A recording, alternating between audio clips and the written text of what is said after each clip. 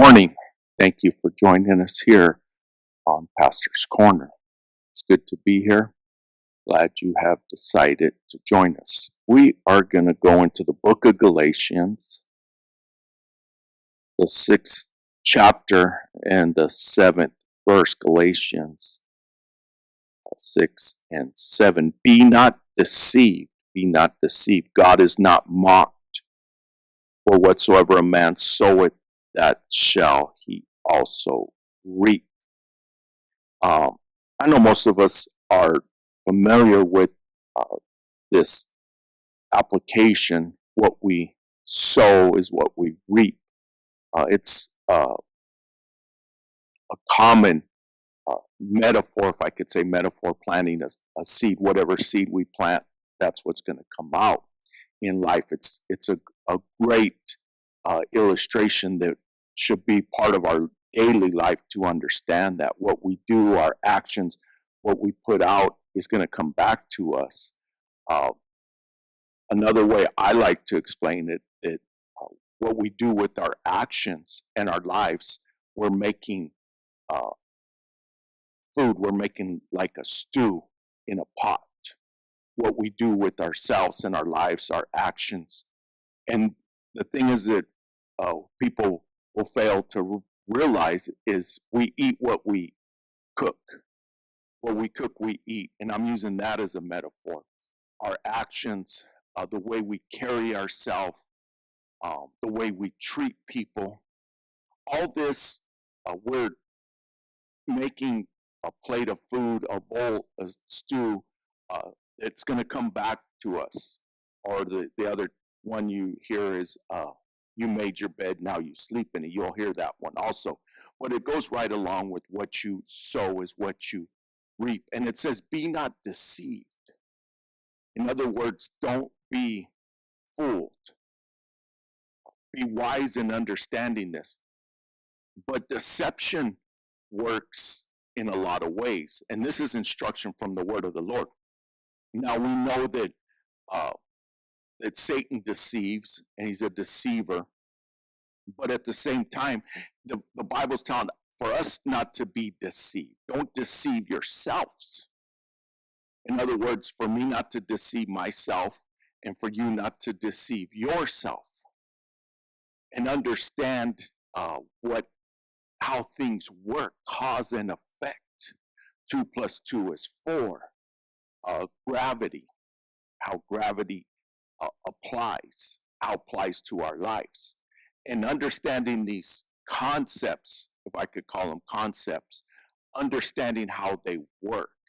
The greater understanding we have, the more we're going to be able to do the right thing, because we'll understand why we're doing the right thing and not doing the wrong thing, and allowing deception into our lives.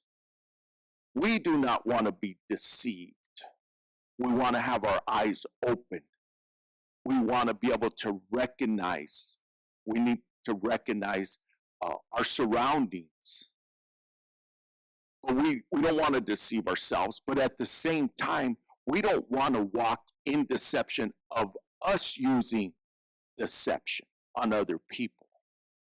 So it's one thing that we don't deceive ourselves, but it's another thing to not deceive other people. Because if we deceive, then we live in deception. So deception will be our surrounding and environment.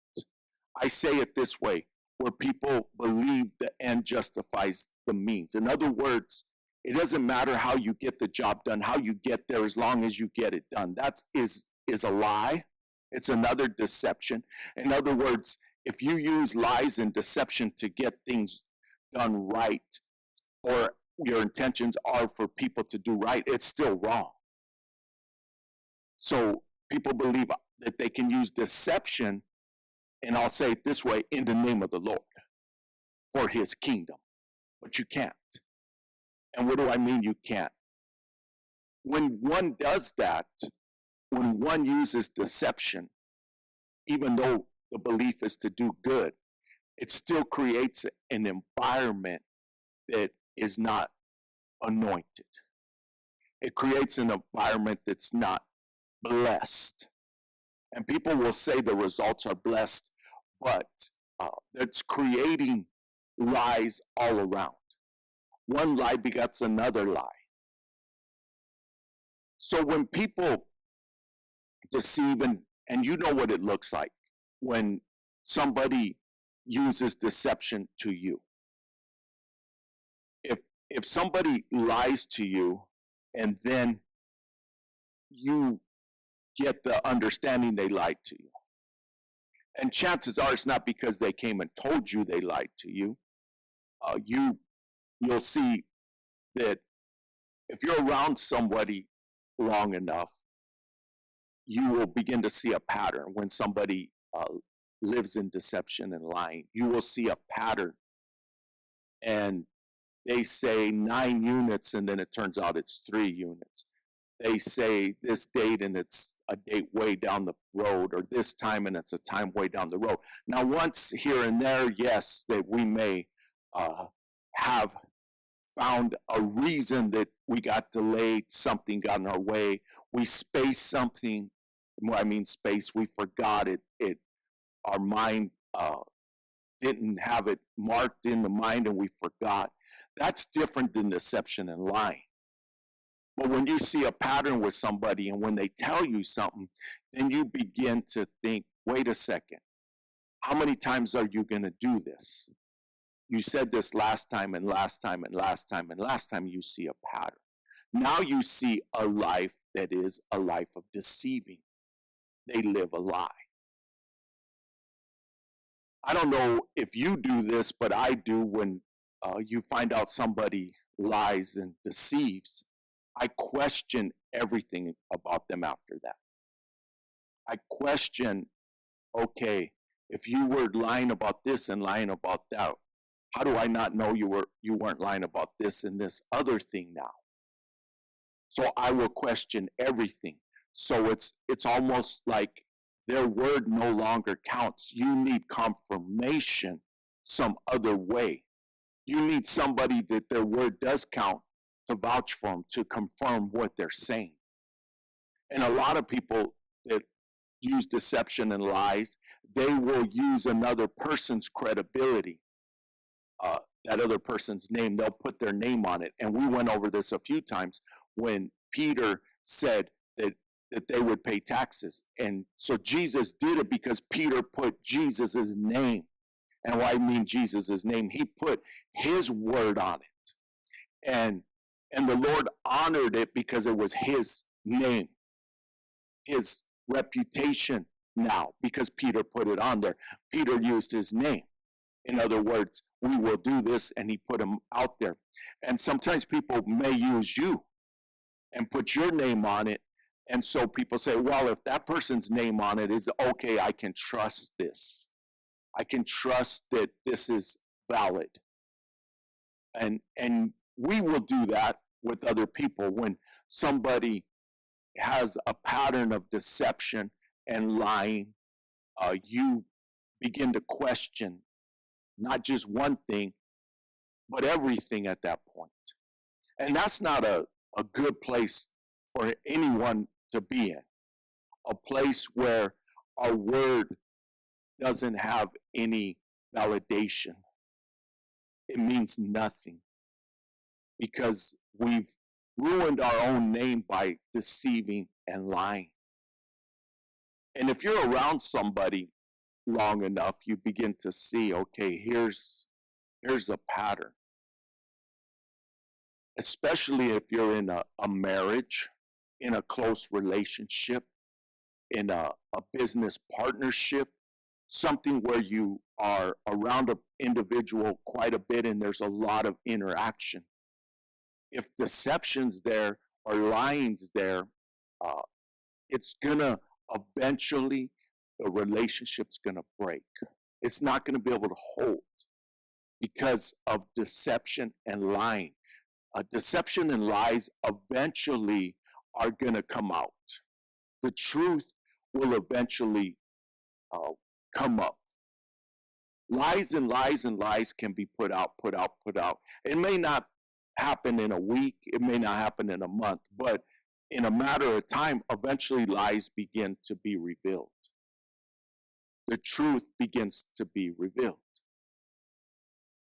Somebody can say a lie about you, and maybe you could try and defend it. I say try, because when people lie about somebody, it's difficult to counter it unless there's something really like a hard copy of something to say, here's what happened, here's the paper trail to show that what they're saying is not true. This is not true. Here's the paper trail to prove it. And for myself, I just don't even attempt to, because it just would be too much work to try and counter when people say lies about me, that I'm just like, okay. And if somebody wants to believe a lie and be deceived, that's up to the individual receiving that information. Now, for me, when I receive information from different angles, I'm not just going to come to a conclusion with it. I'm going to say, okay, I need to gather more information. But as more information starts coming in, you begin to see, okay, where the real truth lies. What I mean lies, not the lie part, but where it lays, I'll say it that way. Where does it lay? And as it comes in, and you begin to say, okay, here's this, and this one doesn't match. This one here doesn't match all the rest of them, so you'll begin to see this. And again, I'm sure you do this in one form or another. And there's people maybe you work with, people you interact with, and you'll be like, okay, if this person says this, you know that is what they say, you know is true because of their pattern. And then another person, you'll say, wait a second, you constantly stretch the truth, deceived, and you say that in your mind. And it's so refreshing when you have somebody that you just know what they say is truth. What I mean truth, and I'm not talking doctrine truth. I'm talking about when they say 10 o'clock, you know that 10 o'clock means 10 o'clock. When they say the first of the month, you know the first of the month means the first of the month. They say what they mean what they say. Their word is gold. It's a refreshing to have somebody like that around you. And especially in marriage, I wouldn't know how to live in a marriage that's built on a lie and deception. I couldn't do it. I wouldn't do it. And my relationship with my wife, it's not going to be 100% agreeing on everything, and that's understood. We don't agree on 100% of everything, but that it's transparent and it's honest and it's true. And to me and to her, that is so important for us.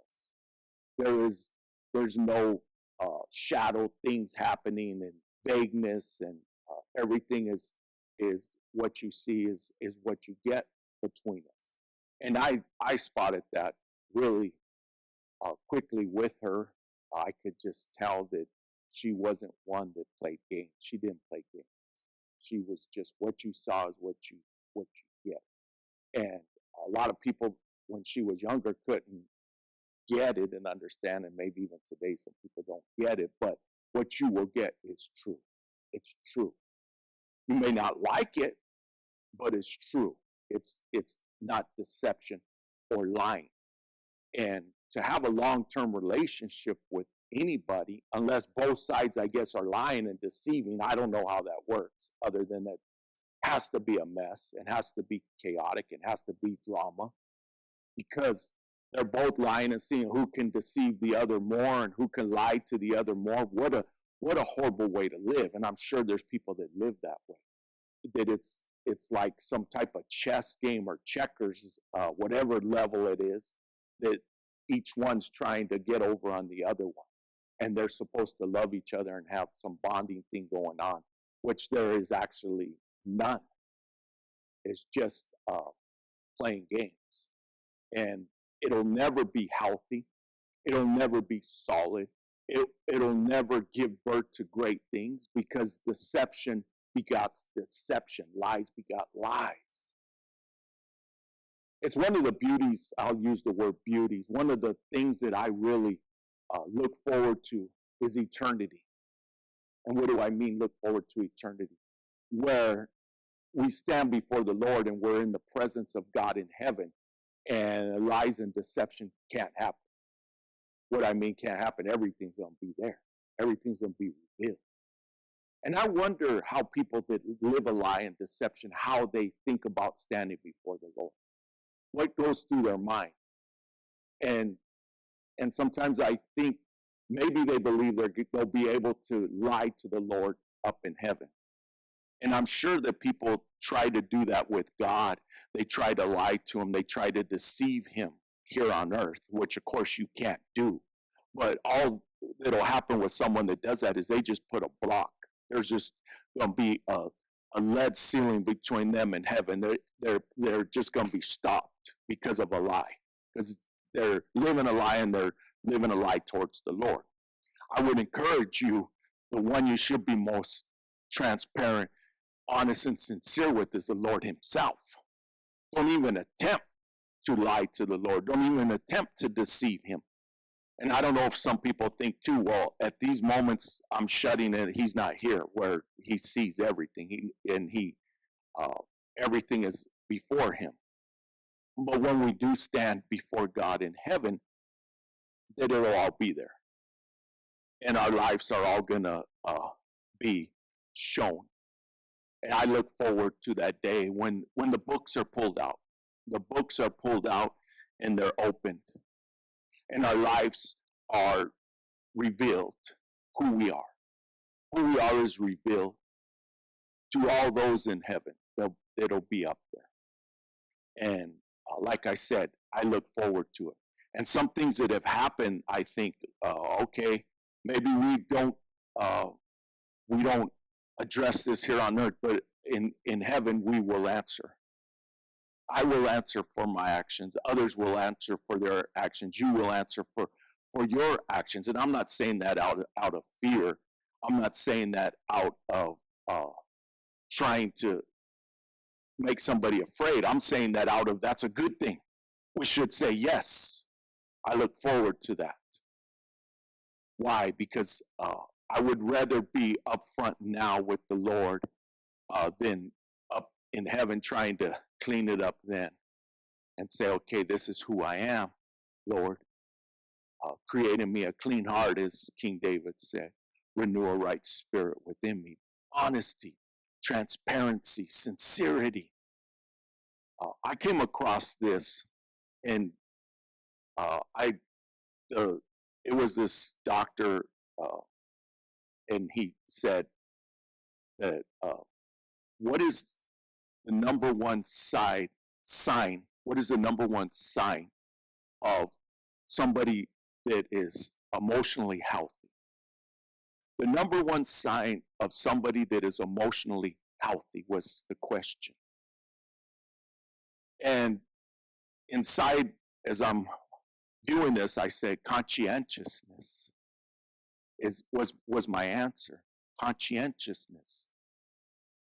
And then he said the number one sign of somebody that is emotionally healthy is conscientiousness.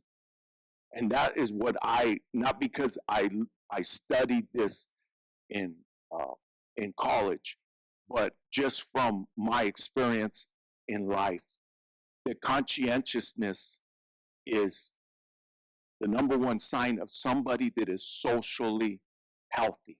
Or I shouldn't say socially, emotionally healthy. Social comes into it.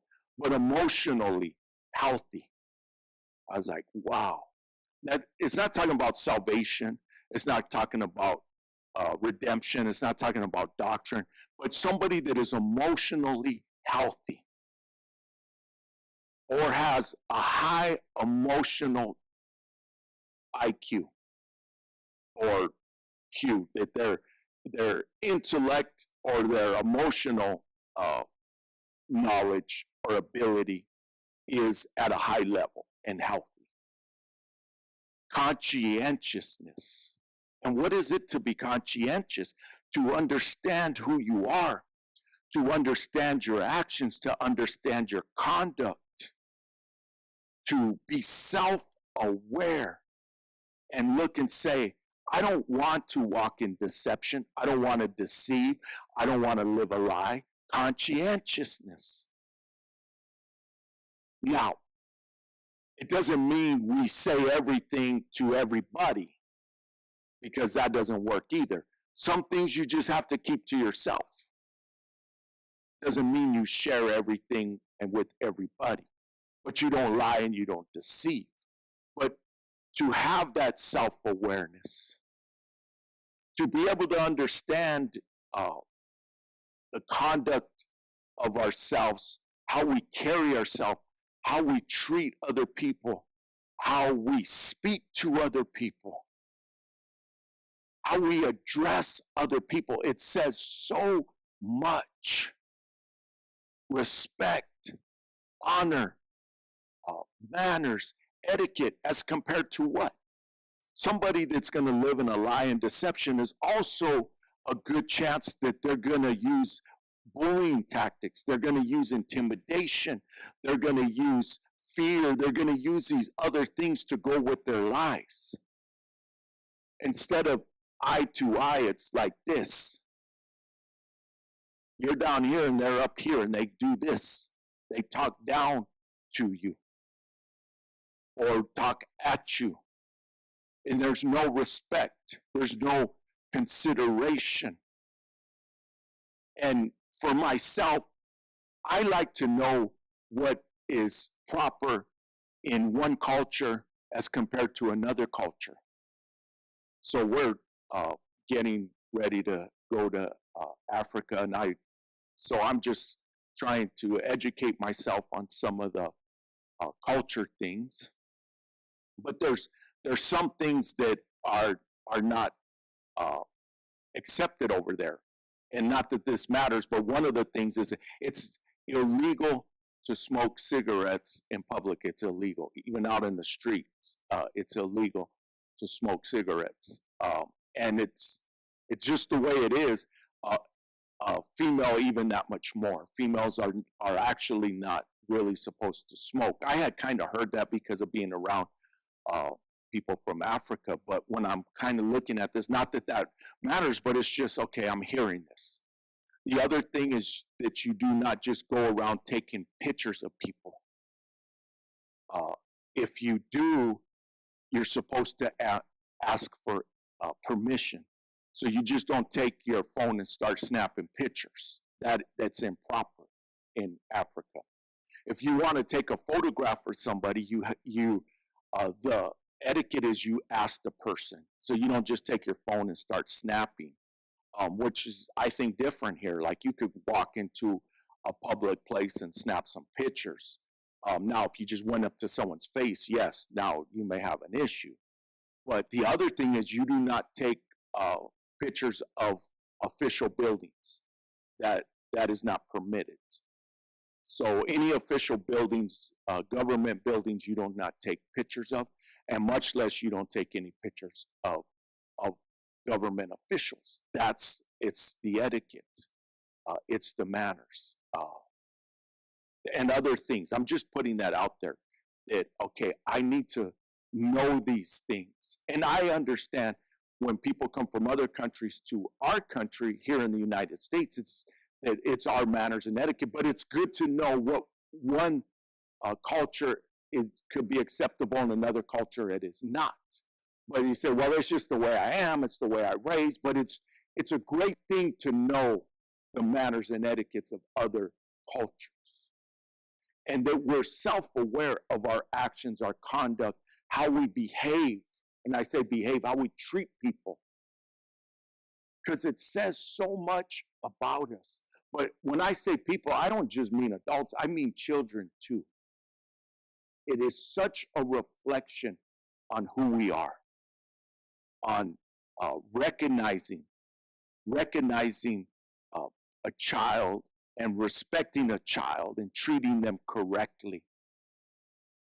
It says so much about our character, and that we do not walk in a place of being deceived or deceiving other people.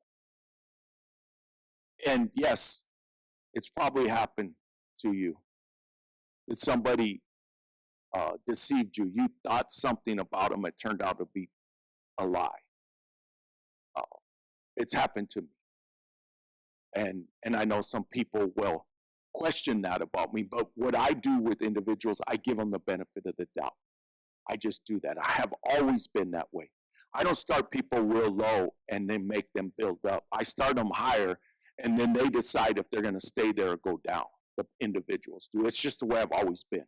I always look at the best in people until they prove otherwise. I don't look at the worst in people. There's other people that are the opposite. They always look at the worst in people, and you'll know that right away. Right away, you'll know they look at the worst. And then they point things out and assume that I don't know any better. But I choose to say, okay, I'm not going to dwell on that. I'm not going to look at that. I'm not going to focus on that unless that person begins to lower themselves. And it does happen.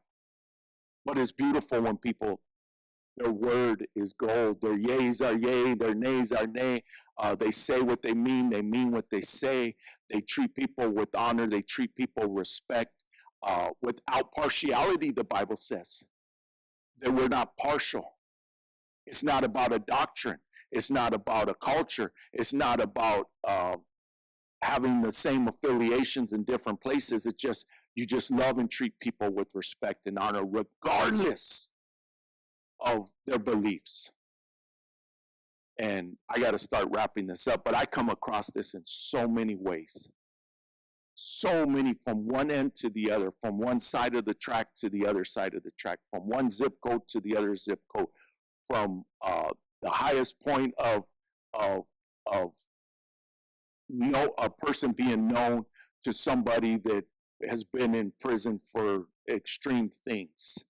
My life comes across so many different levels of people, but that I myself can treat people with honor, respect, regardless if they own the Arizona Cardinals or if they just got out of prison. That I can treat them with honor and respect and without partiality to the best of my ability. Now, favor is different. Favor is different. I'll just give you this. There's some people that I don't want to go to dinner with. I don't want to go meet up or go on vacation with. They don't have that favor with me. That's something different. But it's not partial in the sense that still respect, still honor, still treat people with dignity. Why? Because it's a representation of ourselves, and that we don't walk in deceiving or in deception. Thank you for joining us on this Sunday morning. We will be back here in person at 12 o'clock. We encourage you to come and worship with us and look for a word from the Lord. We thank you for giving. If you'd like to give, you could text 77977, New Creation AZ, 77977. We thank you for all that you do. We thank you for your prayers. We desire your prayers, and we are grateful and thankful for them. Have a beautiful and blessed Sunday, and we all know God is